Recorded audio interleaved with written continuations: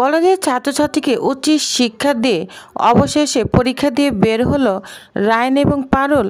হ্যাঁ ভিউয়ার্স, এমনটি দেখা যাবে আজকের পর্বে। সম্পূর্ণ জানতে ভিডিওতে একটি লাইক দিয়ে পুরো ভিডিওটি দেখতে থাকুন। গল্পের শুরুতেই আমরা দেখতে পাবো পরীক্ষার অর্ধেক ছাত্রছাত্রীরা পরীক্ষা দিবে না, কিভাবে পরীক্ষা বানচাল করা যায় এটা নিয়ে প্ল্যান করতে থাকে। তখনই ওইখান দিয়ে পারুল এবং রায়ান তাড়াহুড়ো করে চলে যাচ্ছে। এদিকে ছাত্রছাত্রীরা বলছে, দেখলি ওরা পরীক্ষা দিবে কিভাবে তোর জোর করে পরীক্ষা হলের দিকে যাচ্ছে। ওরা না একদম প্রস্তুতি হয়ে এসেছে। এই জন্যই তো বলছিলাম বাগড়া দেওয়ার হলে ওই দুইটোই দিবে, বুঝতে পেরেছিস? তাই ওরা সব বোঝার আগে আমাদের যা করার সব করে ফেলতে হবে। তখন আরেকজন বলে, তোরা যে পারুলের বন্ধুকে দলে নিচ্ছিস, ওরা যদি পরে আবার ব্যাগটা দিয়ে বসে তখন কি হবে? আমার না ভয় লাগছে, চল এবারের মতো আমরা পরীক্ষাটা দিয়েই ফেলি। তখন আরেকজন বলে, এমন ধুম করে এক্সামের ডেটটা দিয়ে দিল না যে প্রিপারেশন নেওয়ার টাইমটাও পেলাম না। আরেকটু যদি পিছিয়ে যায় তাহলে খুব ভালো হতো। আরেকজন বন্ধু বলতে থাকে, আমারও না মাসির মেয়ে বিয়ে গেল, আমিও না ঠিকমতো প্রিপারেশন নিতেই পারিনি, তাই তো তোদের দলে এসে যোগ দিলাম। তখন পারুলের বন্ধুরা বলে, আমাদের নিয়ে চিন্তা করিস না, আমরা যদি পারুলকে কিছু বলার হতো আগেই বলতে পারতাম, বুঝতে পেরেছিস? বিপদে পড়েছি বলেই তোদের কাছে এসেছি। তো এই নিয়ে তর্ক হতে থাকে। তখন অপদয় বলে, তোরা চুপ কর, শোন আমাদের মধ্যে মাথা গরম করলে না চলবে না। শোন, আমাদের মাথা না ঠান্ডা রাখতে হবে। লড়াইটা না আজকে ওদের বিরুদ্ধে নয়, আমাদের লড়াইটা এই ইনস্টিটিউশনের বিরুদ্ধে। এমন ভূমিকম্প করতে হবে না যে গোটা ইনস্টিটিউশন যেন কেঁপে যায়। তো এই বলে সবাই পরীক্ষার হলে চলে এসেছে। রায়ান, পারুল সবাই পরীক্ষার হলে চলে এসেছে। এদিকে স্যারও খাতা নিয়ে চলে এসেছে। বলছে, তোমরা সবাই বসো, নির্দিষ্ট জায়গায় তোমাদের ব্যাগগুলো রেখে দাও। অ্যাডমিট ছাড়া এবং পেন ছাড়া আর কারো কাছেই যেন কিছু না থাকে। আর 5 মিনিটসের মধ্যে তোমাদের বেল পড়বে। তখন পারুল স্যারকে প্রণাম করে আশীর্বাদ করতে থাকে।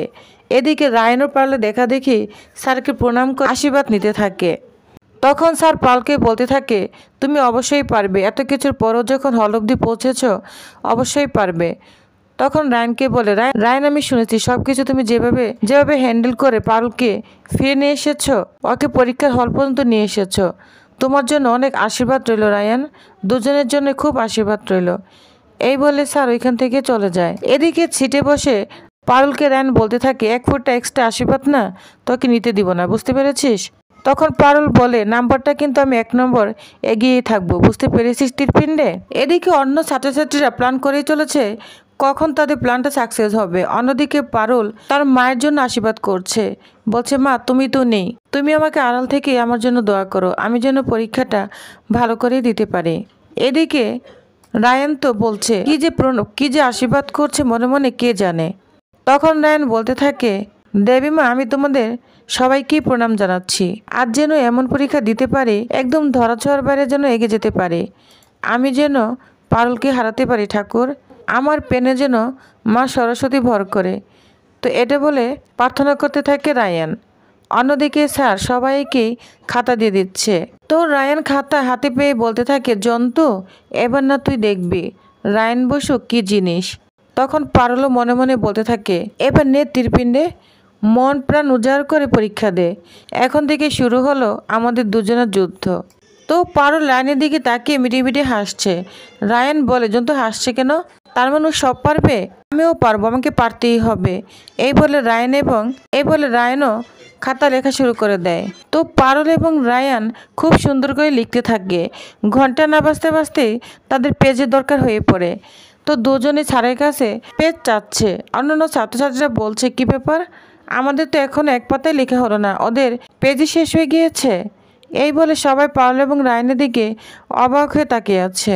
তখনই আমরা দেখতে পাবো অবুদয় একটা বোতল ফেলে দেয় পরীক্ষার হলে। আর সব ছাত্রছাত্রীরা বলে ওঠে, ভূমিকম্প ভূমিকম্প, এই তোরা সবাই চল, বিল্ডিং পড়ে যাবে, এই চল চল সবাই চল, আগে নিজেদের জীবনটা বাঁচায়।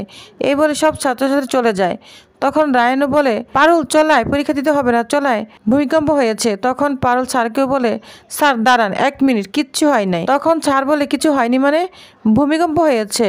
তখন পারুল বলে, ভূমিকম্প? তখন স্যার পারুলকে বলে, তুমি কি ফিল করতে পারছো না? তখন পারুল বলে, স্যার আপনি কি ফিল করতে পারছেন, মানে আপনার টেবিল কি কেঁপেছে?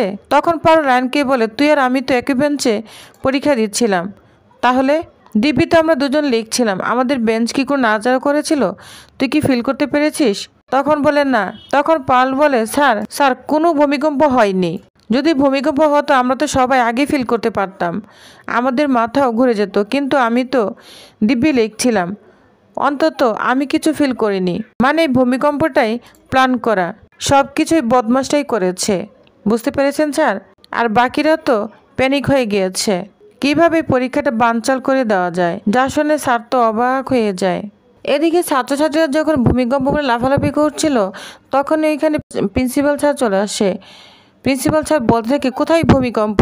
তো স্যার এসে সবাইকেই ধমকাতে থাকে। তখন ভয় পেয়ে অন্যান্য ছাত্রছাত্রীরা অবধের নাম বলে দেয়, বলছে স্যার আমি কিচ্ছু করিনি, সব অবধই করেছে, অবধের প্ল্যান মধ্যে আমরা কাজ করেছি, কারণ আমাদের পরীক্ষার প্রস্তুতি ঠিক ছিল না, এর জন্য আমরা ওর প্ল্যানে রাজি হয়েছি। তখন অবধই বলে আমি কি আমার একার জন্য করেছি?